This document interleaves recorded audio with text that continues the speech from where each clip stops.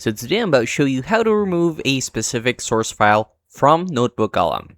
First, open your notebook and look at the sources panel on the left side of your screen.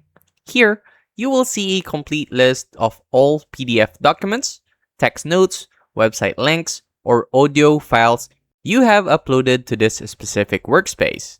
To delete a single file, hover your mouse cursor directly over the name of the source you want to get rid of.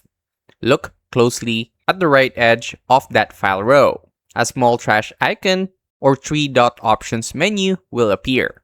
Click that icon and a confirmation prompt will ask if you are sure to delete the file.